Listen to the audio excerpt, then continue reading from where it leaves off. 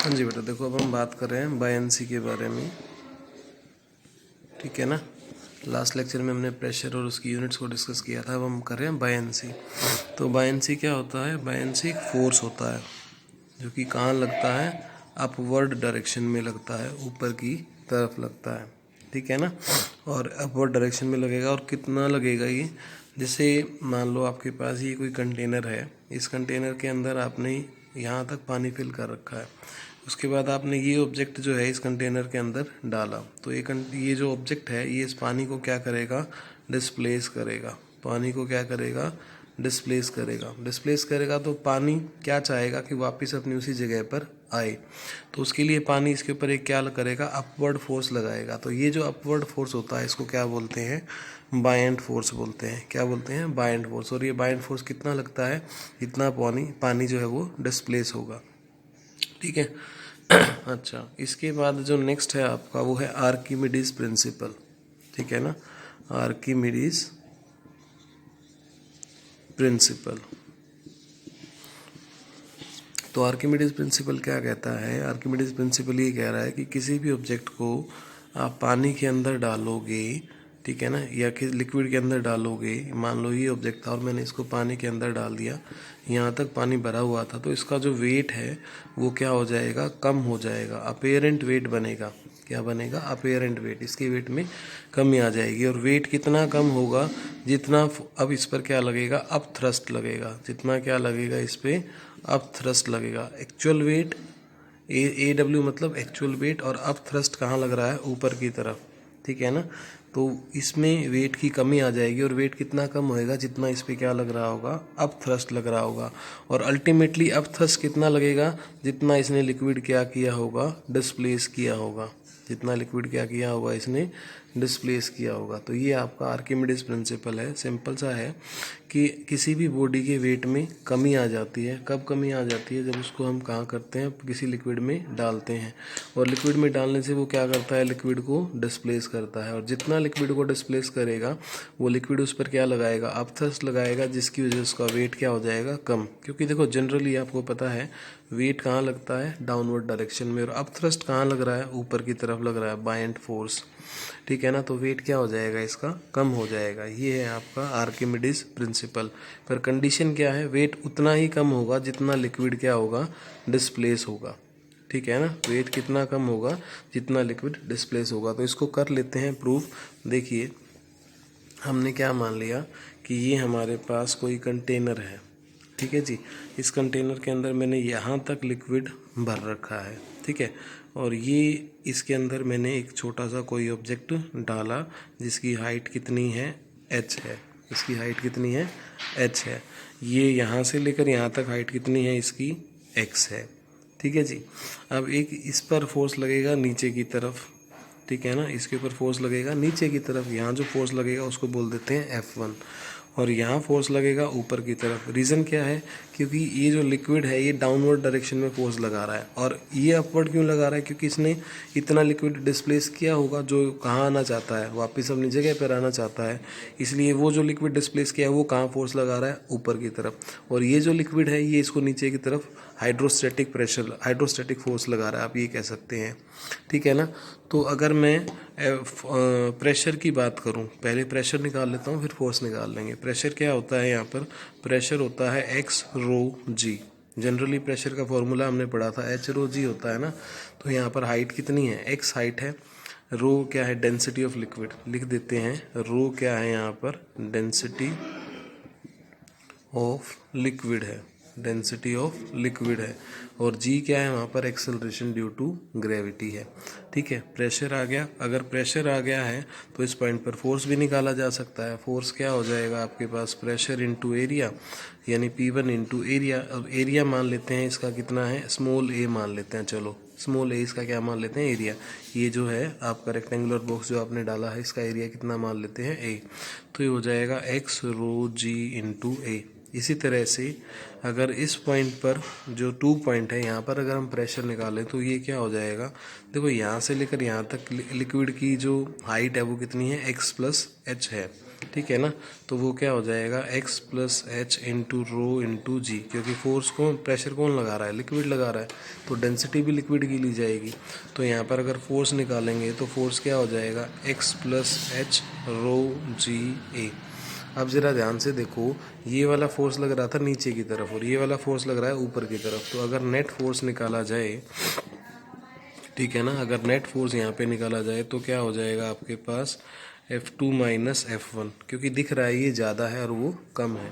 तो ये क्या हो जाएगा आपका x plus H into rho g A minus x rho g A. तो ये क्या बन जाएगा आपके पास, एच रो जी ए, ये बन जाएगा। ठीक है ना, सॉल्व करने के बाद ये आएगा आपके पास एच रो जी ए। ठीक है। अच्छा, अब देखो यहाँ पर ए क्या था, इसका एरिया ऑफ क्रॉस सेक्शन था, और एच क्या था, इसकी हाइट। तो इसकी वॉल्यूम कितनी हो जाएगी, एरिया इनटू हाइट। तो अगर इस इक्वेशन को देखा जाए यहाँ पर एच रो जी ए, तो ए एरिया है और एच हाइट है। तो ये क्या हो गया आपके पास, ये हो गया आपका वॉल्यूम, ये डेंसिटी और ये जी। ठीक है ना। अब डेंसिटी किसकी थी, लिक्विड की, और वी क्या था, वॉल्यूम ऑफ द कंटेनर। यानी कि इस चीज़ को समझ लो, वी क्या है आपके पास, वॉल्यूम ऑफ कंटेनर है। ठीक है ना। और रो क्या है, डेंसिटी। रो क्या है, डेंसिटी ऑफ लिक्विड। और डेंसिटी इंटू वॉल्यूम क्या होता है, मास होता है। डेंसिटी इंटू वॉल्यूम क्या होता है, मास। यानी जो, और ये फिर क्या बन गया, m इंटू जी बन गया। यानी जो नेट फोर्स लग रहा है वो ऊपर की तरफ लग रहा है। यहाँ से पता लगा था F2 बड़ा है, F1 छोटा है, तो नेट फोर्स कहाँ लग रहा है, ऊपर की तरफ। और ये नेट फोर्स किसके बराबर है, ये बराबर है वेट ऑफ लिक्विड डिस्प्लेस्ड। ठीक है ना, जितना लिक्विड डिस्प्लेस होगा उतना ही फोर्स कहाँ लगेगा, ऊपर की तरफ लगेगा।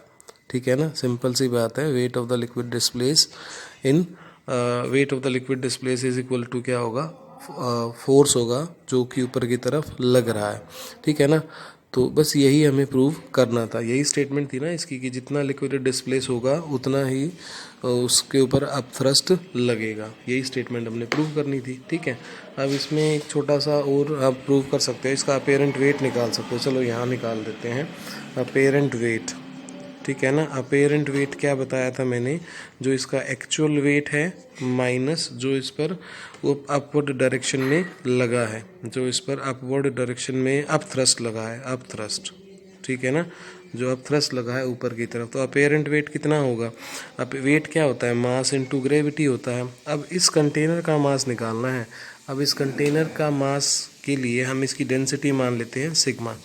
इसकी डेंसिटी मान ली हमने सिग्मा, क्योंकि ये कंटेनर जो है अलग मटेरियल से बना है और ये लिक्विड है हमारा। तो इसकी डेंसिटी, वॉल्यूम कितनी होगी, इसकी वॉल्यूम होगी ए एच। अभी हमने लिखा है इसकी वॉल्यूम कितनी है, ए एच है। स्मॉल ए लिखा था तो स्मॉल ए ले लेते हैं। तो इसका मास हो जाएगा ए एच सिग्मा इंटू जी। ठीक है ना, वॉल्यूम इंटू डेंसिटी इंटू जी। और अब थ्रस्ट कितना लग रहा था, अब थ्रस्ट लग रहा था इस पर ये वाला ए एच रो जी। ठीक है जी। तो यहाँ से ए एच जी कॉमन आ जाएगा, ये क्या बनेगा, सिग्मा माइनस रो। ये क्या आ जाएगा आपके पास, इसका अपेरेंट वेट आ जाएगा। ठीक है ना, ये क्या आ गया, इसका अपेरेंट वेट आ गया। ठीक है, अपेरेंट वेट आ गया। अगर आप इसमें थोड़ा सा और मॉडिफिकेशन करें तो आप क्या कर सकते हो, इसको सिग्मा से या रो से डिवाइड कर दो, रो से मल्टीप्लाई कर दो और रो से डिवाइड कर दो। ठीक है, रो से डिवाइड कर दो, रो यानी डेंसिटी ऑफ लिक्विड से डिवाइड कर दो। तो ये क्या बन जाएगा, ए एच रो जी। यानी ये क्या बन गया आपके पास, weight of the apparent weight बन गया। ठीक है ना, इस तरह से। यानी ये सिग्मा बाय सिग्मा कैंसिल हो जाएगा। मतलब कोई एक टर्म में बताना हो या रेशो निकालनी हो तो ऐसा किया जा सकता है, सिग्मा से भी डिवाइड कर सकते हैं या रो से भी। जनरली फॉर्मूला यही है, A H G into sigma minus rho. ठीक है। अच्छा, इसके बाद एक चीज़ और इसमें आती है कि कोई चीज़ कब फ्लोट करेगी, कब सिंक करेगी। ठीक है ना, कब वो इमर्ज्ड होगी। इस तरह से 3 सिचुएशंस आती हैं। इसको बोलते हैं law of flotation, law of flotation. ठीक है ना। लास्ट में हमने क्या रिजल्ट बनाया था, लास्ट में हमने रिजल्ट बनाया था भाई A H G into sigma minus rho, ये रिजल्ट बनाया था। ठीक है ना। इसको ऐसे भी लिखा जा सकता है, चलो लिख लेते हैं AHG sigma into 1 minus rho by sigma, ठीक है ना। अब ये AHG सिग्मा क्या है, ये वेट है, एक्चुअल वेट है उसका, ठीक है ना। और ये 1 माइनस रो बाय सिग्मा, रो यहाँ पर डेंसिटी ऑफ लिक्विड है और सिग्मा यहाँ पर डेंसिटी ऑफ मटेरियल था, और ये किसके बराबर आ गया, अपेरेंट वेट के बराबर आ गया। इस तरह से आप इसको लिख सकते हो, ठीक है। अब देखो अगर हम लो फ्लोटेशन की बात करें तो कोई चीज़ कब फ्लोट करेगी और कब सिंक करेगी, ठीक है ना। तो देखो जनरल कॉन्सेप्ट क्या है कि अगर उसका वेट जो लग रहा है डाउनवर्ड डायरेक्शन में और जो अप थ्रस्ट लग रहा है ऊपर की तरफ, यू लिख देता हूँ इसको अप थ्रस्ट, तो सीधी सी बात है FBDB अगर बनाओगे तो अगर यू ज़्यादा है W से तो वो जो है सिंक फ्लोट करेगा, U इक्वल है W के, तो क्या होगा मैं भी बताता हूँ। और अगर W ज़्यादा होगा U से तो डेफिनेटली वो क्या कर जाएगा, सिंक कर जाएगा, यानी डूब जाएगा। और इस केस में क्या करेगा, फ्लोट करेगा। इस केस में भी फ्लोट तो करेगा बट वो फुल्ली इमर्स्ड होगा, फुल्ली इमर्स्ड होगा। इसका क्या मीनिंग है, देखो कि ये मैं 3 सिचुएशन ले लेता हूँ इस तरीके से, और ये इतनी हाइट तक इनमें लिक्विड हमने फिल कर रखा है, ठीक है ना। उसके बाद अगर मैं कह रहा हूँ कि वेट ज़्यादा है, ठीक है ना, वेट ज़्यादा है यू से, यानी ये वाला केस ले लिया हमने, तो ये सिंक कर गया, ठीक है। उसके बाद अगर हम बात करें कि वेट जो है, ये ऑब्जेक्ट है आपका, और यहाँ ले लेता हूँ इसको इस तरीके से, ये 3 केस बना देता हूँ, ठीक है ना। तो यहाँ पर वेट जो है वो अप थ्रस्ट के इक्वल है। इक्वल होने का मतलब क्या है कि ये सिंक तो नहीं होगा पर ऊपर फ्लोट भी नहीं करेगा, ये इसके नीचे रहेगा, जैसे सबमरीन होती है ना, वो सिचुएशन है यहाँ पर। और यहाँ पर ये शिप वाली सिचुएशन बन गई, शिप तो हमें दिखाई देती है ना, तो यहाँ पर इसका मतलब अप थ्रस्ट ज़्यादा है और वेट क्या है, कम है। ये वाली सिचुएशन हो गई, अप थ्रस्ट ज़्यादा हो गया। और अल्टीमेटली इसमें होता क्या है, अल्टीमेटली क्या होता है, देखो वेट का फॉर्मूला होता है वी सिग्मा जी लिख देता हूँ मैं, ठीक है ना, या वी की जगह आप लिख सकते हो AH सिग्मा जी, अभी हमने लिखा था, ठीक है ना। और अप थ्रस्ट का क्या बना था, अप थ्रस्ट का बना था AH रो जी। तो मेन रोल किसका है, मेन रोल है आपका डेंसिटी का। अगर सिग्मा जो है वो बड़ा है किससे, रो से, क्योंकि AH और G ये तो सेम रहने वाला है, तो अगर सिग्मा बड़ा है रो से तो वो क्या कर जाएगा, सिंक कर जाएगा।